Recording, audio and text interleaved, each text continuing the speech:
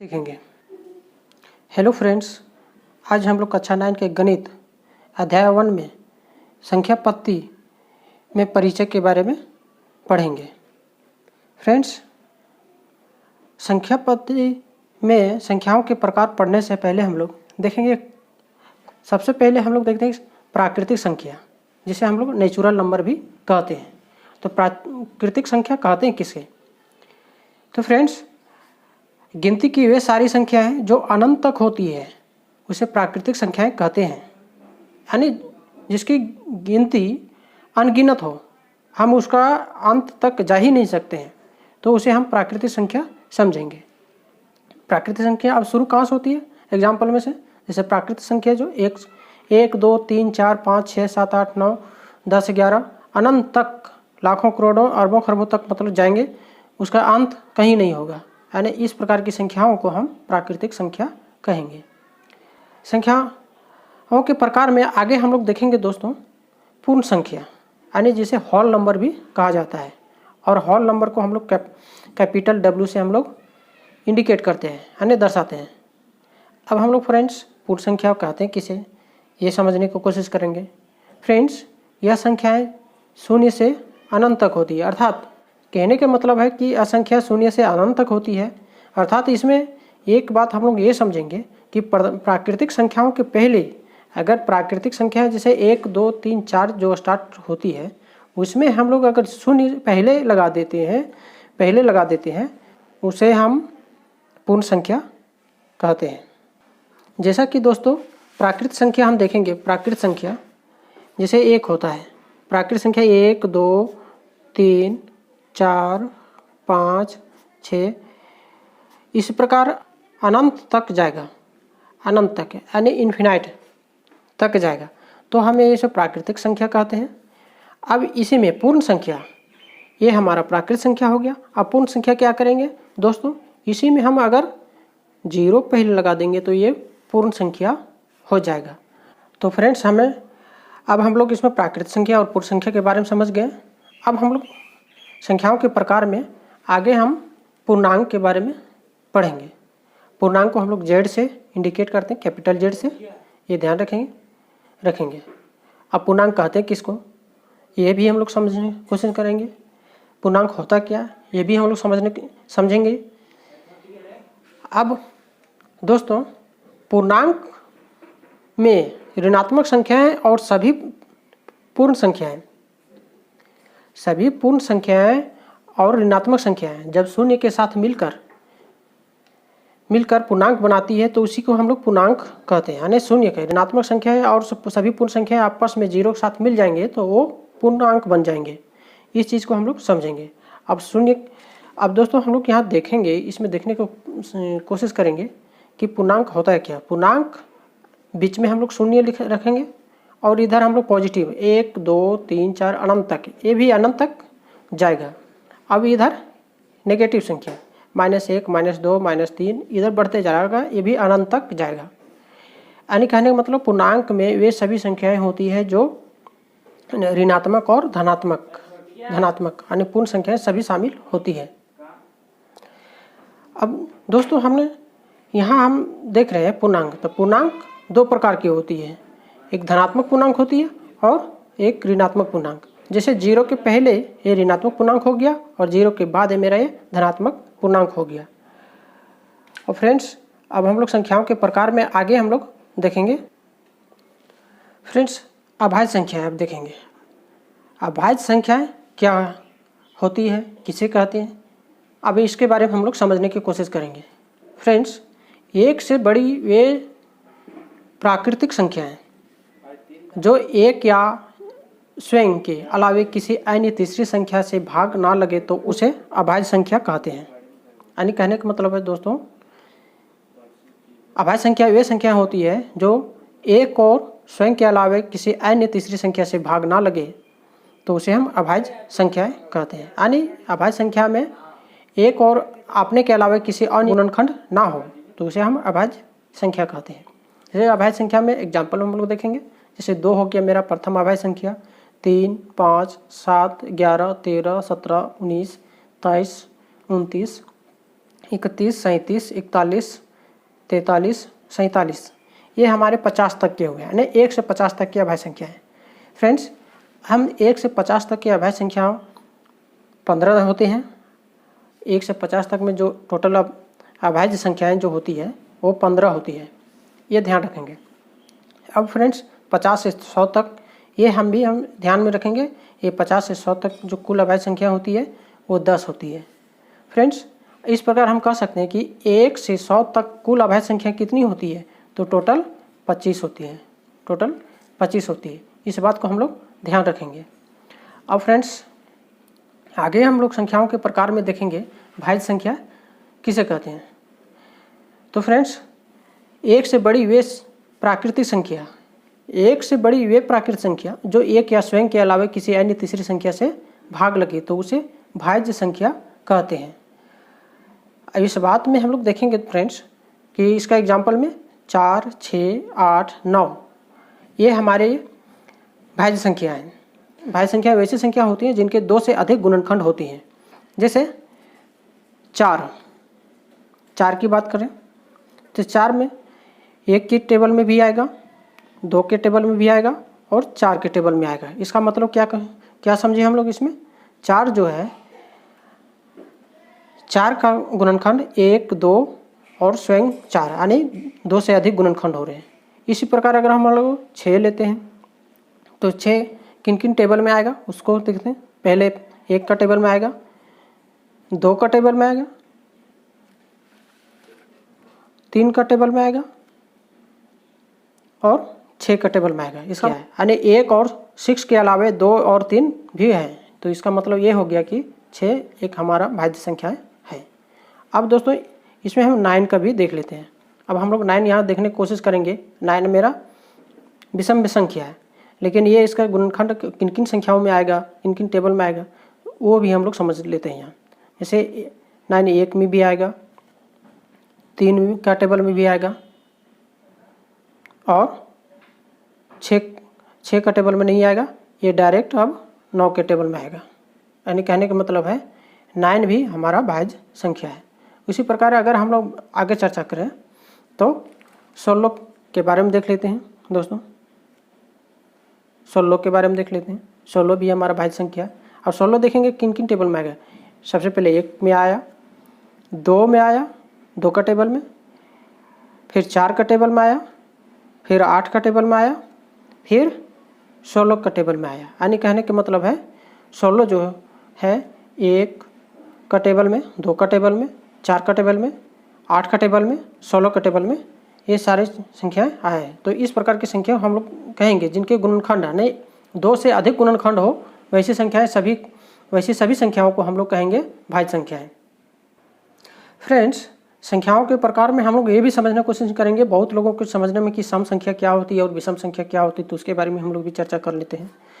तो सम संख्या वे संख्या है जो 2 से पूरा भाग लगे और शेषफल 0 हो, तो उसे हम लोग सम संख्या कहते हैं। जैसे कहने का मतलब है फ्रेंड्स, 2 जो है 2 खुद है, 2 को अगर हम लोग भाग करते हैं 2 से तो ये क्या हुआ, 2 को 2 से तो 2 एकम 2।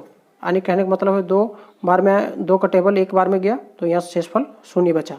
तो इस प्रकार हम कह सकते हैं 2 हमारा सम संख्या है। उसी प्रकार हम लोग कह सकते हैं फ्रेंड्स 4 को हम लोग 2 से डिवाइड करेंगे तो देखेंगे अब 2 का टेबल पढ़ेंगे 2 बार तो 2 दूना 4। यानी कहने का मतलब है ये 2 का टेबल 2 बार पढ़े तो 4 आया और शेषफल 0 बचा। तो इस प्रकार हम कह सकते हैं कि वे संख्या है जो 2 से, यानी वे संख्या का मतलब जो यहाँ भाजक लेंगे, जो भी भाजक संख्या रहेगा वो अगर 2 से कट जाता है पूरी तो उसे हम सम संख्या कहते हैं। जैसे इस प्रकार की संख्या में 6, 8, 10 आगे अन्य से अनंत तक आते चले जाएंगे जो 2 का मल्टीपल हो। आगे दोस्तों संख्याओं के प्रकार में हम विषम संख्या के बारे में अब हम समझना कोशिश करेंगे। विषम संख्या क्या है? वे संख्या जिसमें 2 से भाग देने पर पूरा भाग ना लगे, अर्थात शेषफल प्राप्त हो। यानी कहने का मतलब है 2 से तो हम भाग देंगे लेकिन शेषफल 0 नहीं आके उसमें शेषफल कुछ न कुछ बचेगा ही। यानी शेषफल हमेशा उसमें 1 हमेशा आएगा। जैसे संख्या के एग्जाम्पल में हम लेते हैं तो 3 लेते हैं। अब 3 को हम अगर 2 से भाग करते हैं तो 2 एकम 2, 2 का टेबल में हमें 3 है तो आएगा नहीं, तो इसलिए 2 एक बार में पढ़ेंगे, इसलिए 2। अब यहाँ देखने की कोशिश करेंगे, एक शेषफल आ गया, ये मेरा शेषफल। इसी प्रकार 5 लेते हैं, अगला संख्या हमारा 5। अब 5 को भी हम अगर 2 से डिवाइड करते हैं तो 2 का टेबल में 5 तो आएगा नहीं, इसलिए 2 को 2 बार पढ़ेंगे तो ये 4 आएगा, तो यहाँ भी शेषफल 1 आया। इस प्रकार हम कह सकते हैं कि विषम संख्याएं वे संख्या होती है जिसमें 2 से भाग देने पर पूरा भाग ना लगे, अर्थात शेषफल प्राप्त हो, यानी 1 प्राप्त हो, शेषफल 1 प्राप्त हो तो उसे विषम संख्याएं हम लोग कहते हैं। शेषफल 1 प्राप्त हो तो उसे हम लोग विषम संख्याएं कहते हैं। इसी प्रकार हम 7 का देखेंगे, 9 का देखेंगे, 11 का देखेंगे, 13 का देखेंगे, अनंत तक जितने भी हम आगे बढ़ते चले जाएंगे विषम संख्याएं में, वो हमेशा शेषफल 1 प्राप्त होगा। अब दोस्तों परिमेय संख्या को हम लोग कैपिटल Q से भी डिनोट करते हैं। अब परिमेय संख्या कहते हैं वैसी संख्या जिसे हम P बटे Q के रूप में लिखा जा सके तो उसे हम परिमेय संख्या कहते हैं। यानी वैसी संख्या है जो हम भिन्न के रूप में दर्शा सकें, यानी जिसमें अंश और हर हो, तो उसे हम परिमेय संख्या कहते हैं। जैसे कि फ्रेंड्स हम यहाँ देखने की कोशिश करेंगे, यानी परिमेय संख्या क्या होता है, P बाय Q, यानी P जो हमारा होगा ये अंश होगा और Q जो मेरा होगा हर होगा। यानी कहने का मतलब है वैसी संख्या है जो अंश बटे हर के रूप में हो, हर यानी भिन्न के रूप में हो, तो उसे हम परिमेय संख्या कहते हैं। परंतु दोस्तों इसमें ऐसे हम ध्यान रखेंगे कि P बाय Q तो हमें परिमेय संख्या तो हमें लिखना ही है, P बाय Q के रूप में परिमेय संख्या तो हमें लिखना ही है, लेकिन इसमें Q नॉट इक्वल टू 0, यानी Q 0 के बराबर नहीं होना चाहिए, यानी हर का मान कभी 0 नहीं होना चाहिए, तभी हम इसे परिमेय संख्या के रूप में व्यक्त कर सकते हैं। अगर परिमेय संख्या को लिखने के लिए अगर हर मेरा 0 बन जाता है तो ऐसी स्थिति में वो कभी परिमेय संख्या नहीं कहलाएगा। ये इस बात को हम लोग ध्यान रखेंगे। आगे दोस्तों संख्याओं के प्रकार में हम आगे देखते हैं यह परिमेय संख्या क्या होता है।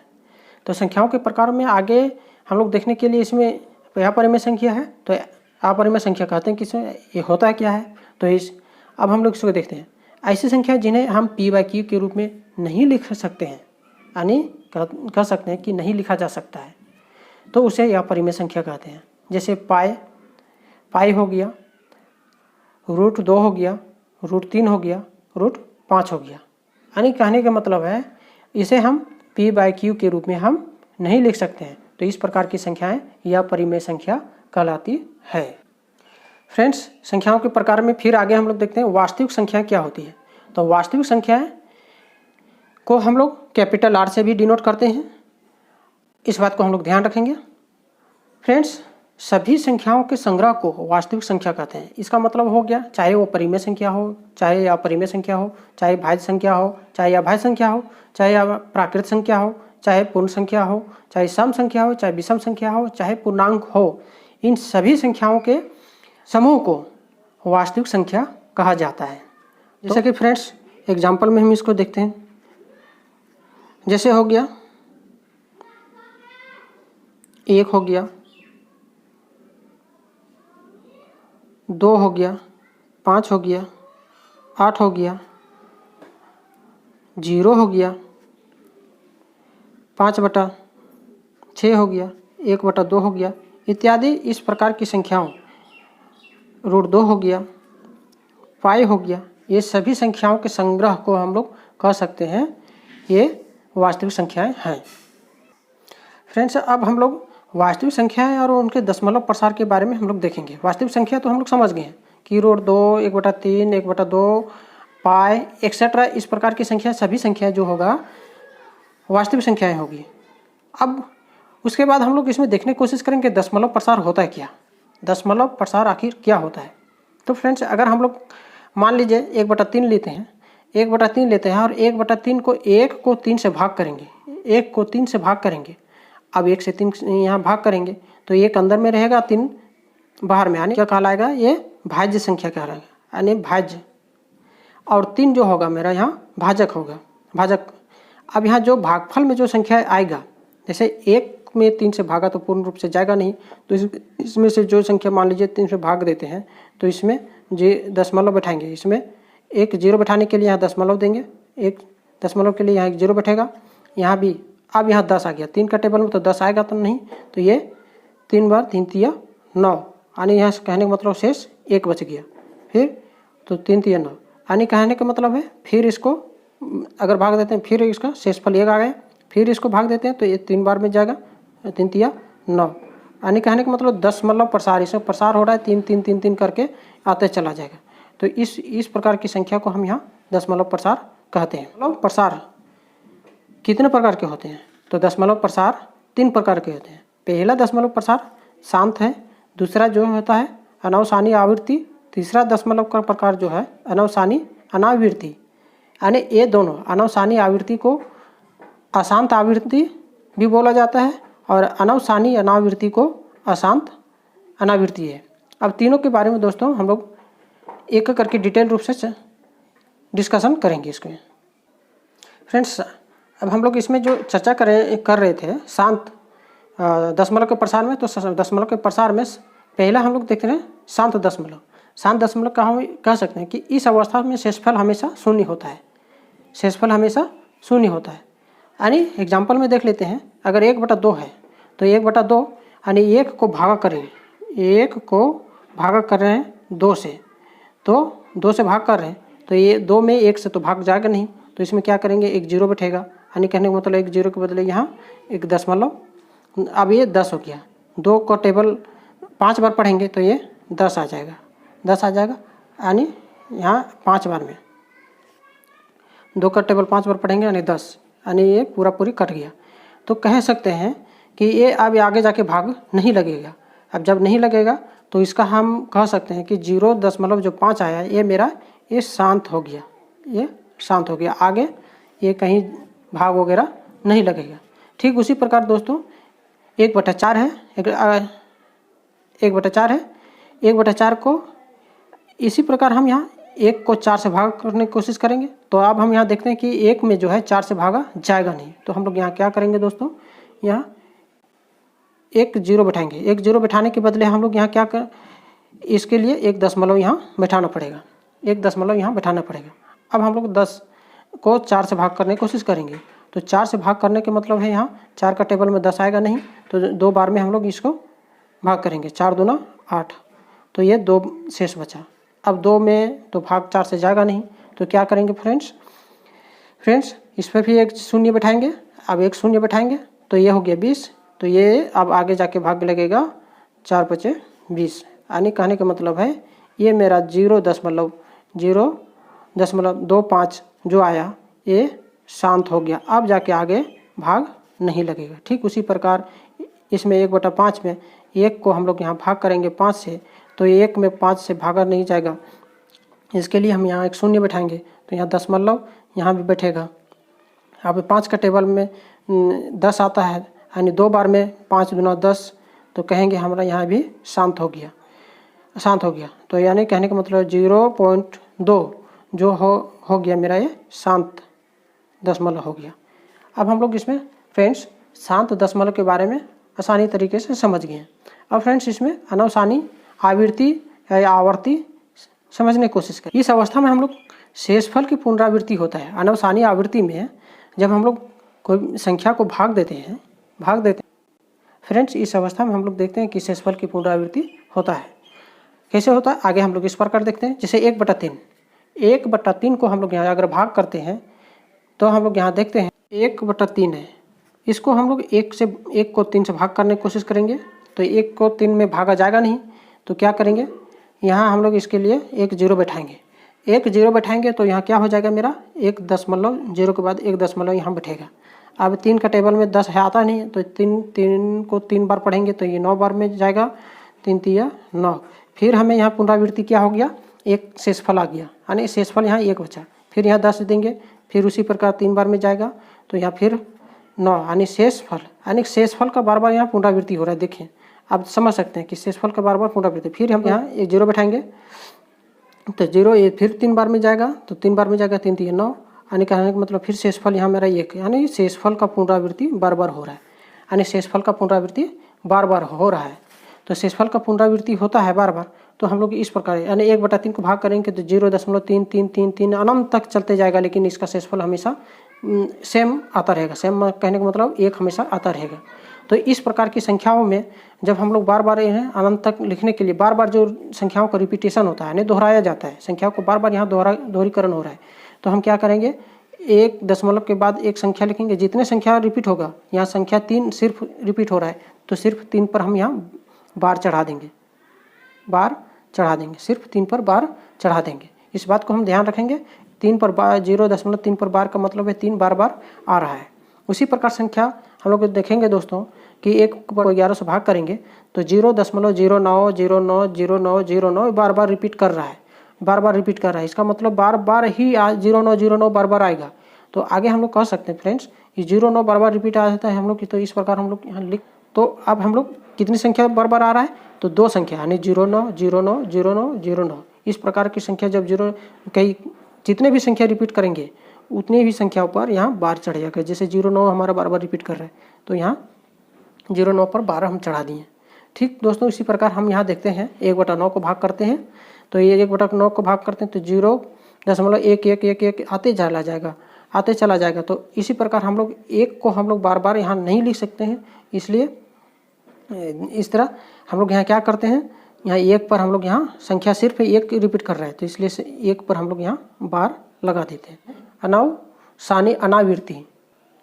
फ्रेंड्स, अनवसानी अनावृत्ति में हम लोग देखेंगे इस अवस्था में शेषफल की पुनरावृत्ति नहीं होता है। जैसे √2 हो गया एग्जाम्पल में, पाई हो गया, √3 हो गया। अब हम लोग √2 ऐसी संख्या है, √2 का विस्तार करेंगे यानी इसका भागफल प्राप्त करेंगे अगर हमें तो 0.4142 इस तरह आगे हमें अलग अलग संख्या यहाँ आते चला जाएगा, यानी रिपीट नहीं कर रहा है। तो इस प्रकार की संख्या हम लोग अनवसानी अनावृत्ति कहते हैं, यानी अशांत आवृत्ति इसको भी हम लोग बोलते हैं। ठीक है फ्रेंड्स, आगे हम लोग देखते हैं पाई का मान हम लोग जानते हैं 22/7 होता है। क्या होता है, 22/7 होता है पाई का मान।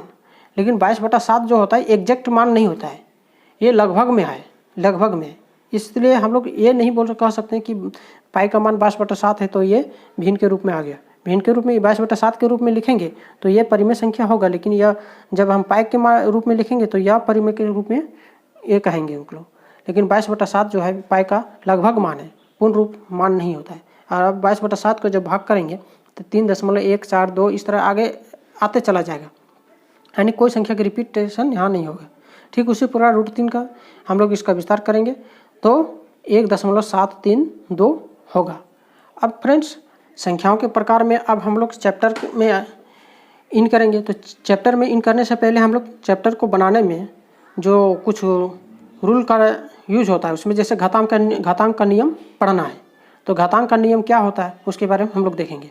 तो घातांक के नियम में पहला रूल कहता है कि a⁴m इंटू a⁴n बराबर a⁴m+n।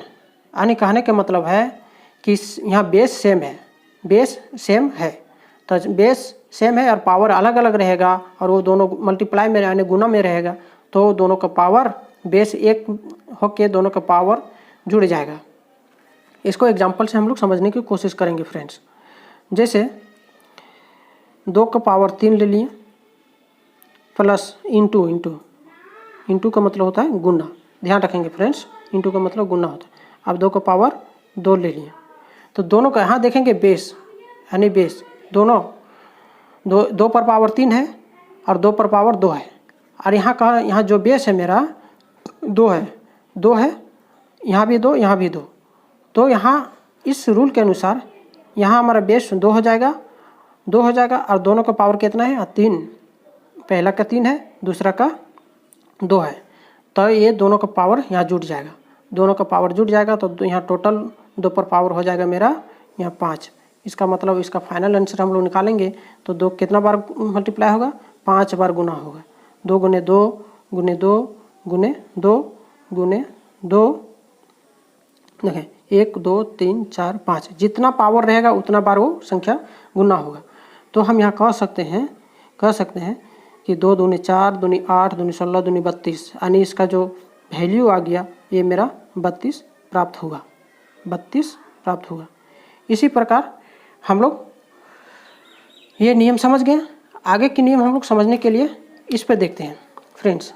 जैसे a⁴m है, ब्रैकेट पर पावर n है, तो यहाँ बेस ब्रैकेट के अंदर और ब्रैकेट के बाहर जो पावर है, इसको अगर हम ब्रैकेट हटाएंगे तो हमें क्या हो जाएगा कि ये बेस में ये जो बेस है, इस बेस पर दोनों पावर ऊपर में मल्टीप्लाई हो जाएगा, यानी दोनों का पावर m × n मल्टीप्लाई हो जाएगा। जैसे यहाँ एग्जांपल में हम लोग समझ लेते हैं फ्रेंड्स। जैसे 2 पर पावर 2 लिए, 2 पर पावर 2 लिए। अब 2 पर पावर 2 लिए और यहाँ 3 ले लेते हैं, तो इसका मतलब हम लोग अगर सॉल्व कैसे करेंगे, इसका मतलब सॉल्व तो 2 का पावर 2 है, तो इस रूल पर हम लोग जाएंगे, इस रूल पर। तो इस रूल पर जाने के मतलब है कि हो गया यहाँ 2 × 3, 2 × 3 हो गया, ये पावर मल्टीप्लाई हो गया, यानी ब्रैकेट के अंदर और ब्रैकेट पर जो पावर है ये दोनों आपस में मल्टीप्लाई हो जाता है। तो इसका मतलब हो गया 2 पर पावर यहाँ 6, 2 पर पावर यहाँ 6 हो गया।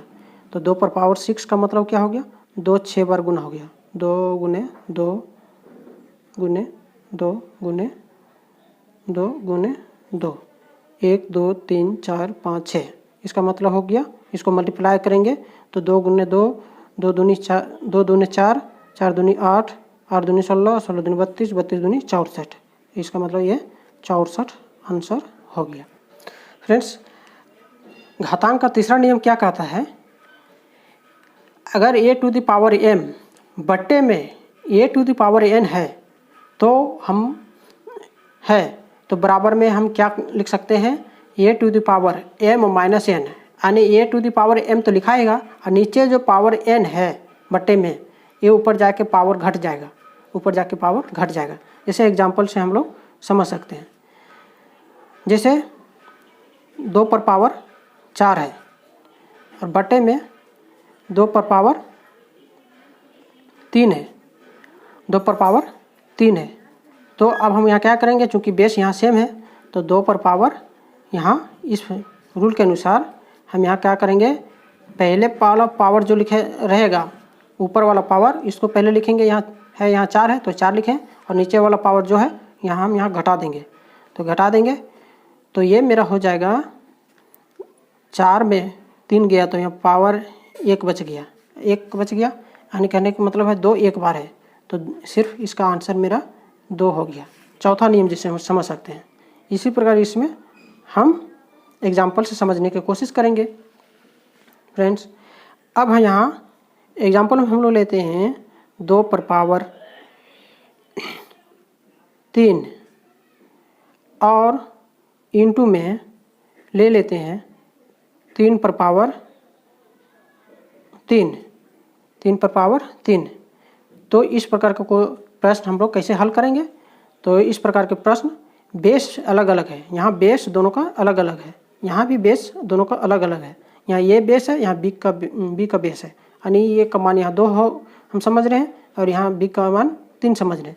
लेकिन यहाँ फ्रेंड्स यहाँ देखेंगे कि ए पर पावर जो है m और यहाँ बी पर पावर भी m है, तो दोनों का पावर यहाँ समान है, दोनों का पावर समान है। तो जब बेस अलग अलग हो और पावर समान हो तो क्या करेंगे, दोनों बेस वाला संख्या को आपस में मल्टीप्लाई कर देंगे, यानी 2 × 3 और पावर जो रहेगा यहाँ हम लिख देंगे, पावर जो मेरा यहाँ 3 है तो 3 यहाँ ऐसे पावर लिख देंगे 3, यानी इधर अंदर ब्रैकेट के अंदर वाला को मल्टीप्लाई कर देंगे 6, 3 दूनी 6 और इस पर पावर 3 हो जाएगा, उसके बाद 6 पर पावर 3, इसका मतलब हो गया 6 3 बार गुना है, यानी 6 36